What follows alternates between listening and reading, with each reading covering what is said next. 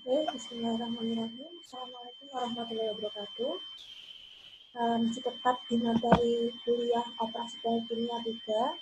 Kita akan melanjutkan materi kita tentang gas absorption. Di video sebelumnya kita sedikit membahas tentang pendahuluan dari absorpsi. Nah, kali ini kita akan membahas tentang kesetimbangan gas liquid dan kolom absorpsi single stage pada poin 2 dan 3. Nah, kesetimbangan liquid. Nah, gas liquid ya. Nah, di sini kita akan bertemu lagi dengan phase rule and equilibrium. Nah, pasti Mas Mbak sudah pernah belajar tentang phase rule pada equilibrium, terutama pada mata kuliah termodinamika ya.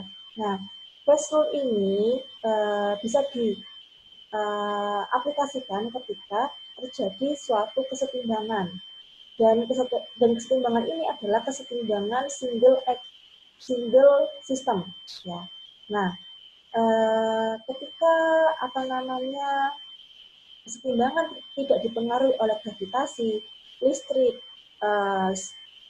gaya antar surface maupun magnetic force, maka suatu sistem itu dipengaruhi oleh suhu, tekanan, dan konsentrasi, sehingga nilai degree of freedom atau F adalah 2 dikurangi jumlah fase dan ditambah dengan jumlah komponen.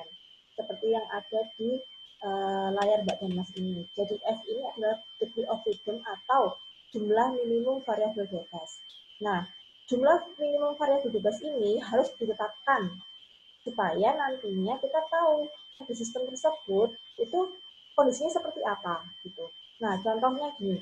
Contohnya pada sistem absorpsi itu kan selalu ada 3 komponen ya.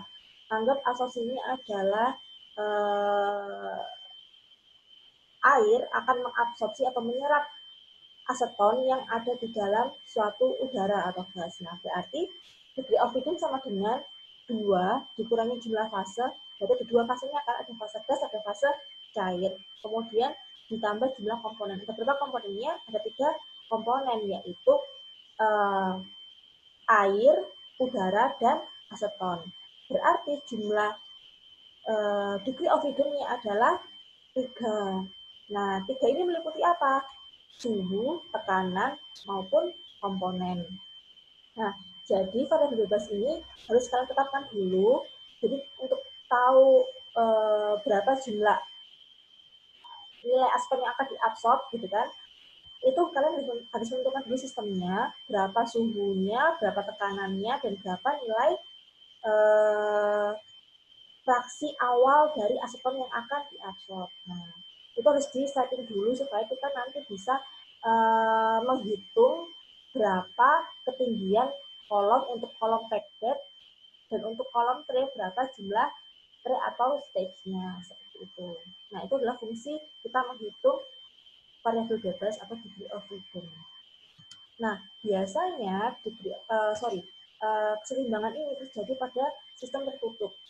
Nah, jadi lihat di ilustrasi ini ya, suatu sistem yang tertutup, ada liquid dan juga ada fase gas. Ketika keduanya mencapai keseimbangan, maka nilai fraksi pada liquid dan nilai fraksi pada gas akan bernilai tetap. Misalkan ketika ini ada aseton ya, aseton di liquid maupun di gas, maka ketika dia pada keadaan setimbang pada suhu dan tekanan tertentu, maka nilai aseton di liquid misalkan 0,3 dan nilai aseton di gas misalkan 0,7, nah nilai ini akan tetap tidak berubah-ubah ketika mereka keadaan setimbang. Nah, notasi Y di sini berarti nilai fraksi yang terkandung di dalam fase gas. Sementara notasi X adalah nilai fraksi yang terkandung pada fase liquid.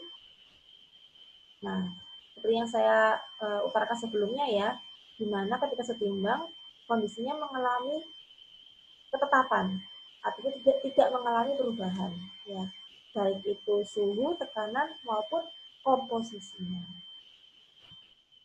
Nah, lanjut ke single stage absorption column.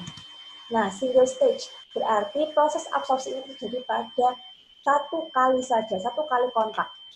Nah, di sini terlihat bahwa kontak antara liquid dan gas terjadi secara counter current. bisa dilihat di sini adalah L0, yaitu adalah liquid yang masuk, dan L1 liquid keluar, dan P2 adalah gas masuk yang membawa zat terlarut, dan P1 adalah gas keluaran yang mengandung sedikit zat terlarut, karena sudah dibawa oleh L1 atau diserap oleh L1. Nah, neraca massa totalnya biasa ya, input sama dengan output sama dengan notasi M. Nah, karena di sini ada 3 komponen A, B, C, yaitu A zat terlarut, B adalah gas pembawa, dan C adalah liquid penyerap, maka neraca massa komponennya adalah seperti ini. Nah, karena ada 3 komponen, Mas Mbak bisa menghitung neraca massa komponen dari salah 2 dari 3 komponen ini. Karena nanti komponen terakhir bisa dihitung memakai rumus jumlah fraksi total, karena fraksi total kan 1. Jadi nggak perlu Mas Mbak mencari neraca massa komponen lagi untuk ketiga fraksi. Hanya 2 saja. Cukup 2 saja, nanti Mas Mbak memasukkan ke rumus yang akhir ini. Jadi misalkan ini ya, pada garis pertama, ini adalah neraca massa komponen untuk komponen A atau zat terlarut. Kemudian yang kedua adalah neraca massa komponen dari liquid. Nah, kemudian untuk mencari fraksi gasnya cukup memakai rumus akhir ini karena total fraksi adalah 1. Jadi kalian tidak perlu menghitung neraca massa komponen gas lagi ya.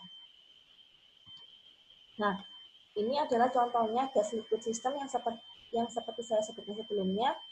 Nilai A adalah zat terlarut, nilai B adalah gas pembawanya, dan C adalah liquid penyerapnya. Jadi, pada awal gas masuk, dia sudah membawa zat terlarut dalam jumlah banyak. Kemudian dia keluar, harapannya atau targetnya adalah nilai A itu berkurang. Karena tidak mungkin dia 100% hilang, itu tidak mungkin. Karena pasti suatu kinerja proses atau sistem itu ada efisiensi. Nah, sehingga pasti dia masih ada sisa kandungan A, namun lebih sedikit. Kemudian C adalah liquid penyerapnya. Nah, liquid penyerap ini tidak selalu dia pure C. Bisa jadi dia sudah ada komponen lain. Misalkan dia komponen A-nya sudah ada juga nggak masalah. Cuman pasti komponen A-nya lebih sedikit. Sehingga harapannya nanti ketika dia keluar, komponen A yang diserap oleh liquid lebih banyak setelah dia berkontak dengan gas. Nah, asumsinya adalah ketika terjadi kontak antara gas dan liquid, gas atau udara tidak terlalu ke dalam liquid. Begitupun liquid tidak akan berubah fase, menguap ke dalam bentuk gas. Sehingga yang berpindah itu hanya zat terlarut saja. Hanya komponen A yang berpindah dari gas menuju liquid. Ingat, dia berpindah, tidak berubah fase. Jadi komponen A ini dia tetap pada fasenya dia, cuma dia terlarut di liquid. Karena gas kan bisa larut di liquid kan. Nah, ini bukan berarti konsepnya gini. Bukan berarti komponen A ini terkondensasi jadi liquid, bukan. Tapi komponen A terlarut di dalam liquid. Ya, dia berpindah. Tapi tidak ada perpindahan antara liquid ke gas atau gas ke liquid, itu tidak ada. Hanya komponen terlarut saja yang berpindah dari sistem gas ke sistem liquid. Dia terlarut di sistem liquid. Nah, ini adalah neraca massa komponen yang sudah disusun ulang dan muncul ada nilai aksen-aksen di sini ya. Ada L aksen, ada B aksen. Nah, maksudnya aksen adalah kalau di slide sebelumnya itu hanya L dan V saja tanpa aksen, maksudnya adalah itu adalah nilai mol atau nilai laju alir massa dari komponen yang masuk dan keluar. Misalkan yang masuk adalah air, ya sudah, berarti L itu adalah air, berapa dia masuknya, entah itu mol liquid atau laju alir massa. Kalau yang masuk ini adalah gas sama terlarut, misalkan terlarutnya saya bilang itu aseton misalkan, berarti nilai V itu adalah campuran neraca massa, campuran laju alir massa atau mol liquid, atau mol gas dari gas ditambah dengan asetonnya. Tapi kalau sudah ada aksennya, itu pure hanya liquid saja atau gas saja. Jadi misalkan gas itu membawa aseton, berarti nilai V aksen di sini adalah nilai mol atau laju alir massa gasnya saja tanpa kita menjumlahkan asetonnya. Nah, kalau liquidnya ini pure air dari awal, berarti nilai L aksen sama dengan nilai L. Jadi kalau ada aksennya itu hanya nilai pelarutnya saja. Zat terlarut tidak ikut dihitung ketika dia ada aksennya loh ya. Tapi kalau dia tidak ada aksennya seperti slide sebelumnya, hanya L atau V saja, nah berarti itu adalah jumlah mol atau laju alir massa pelarut plus terlarut. Ya. Sekian dari saya, kurang lebihnya saya mohon maaf. Untuk Mas Mbak bisa mencoba example 10.32 ya. Nah, 10.32 ini untuk multi stage. Kalau yang single stage di 10.31. Nah, itu ada 10.31 itu single stage. Dan di situ ada hubungannya dengan hukum Henry ya. Hukum Henry.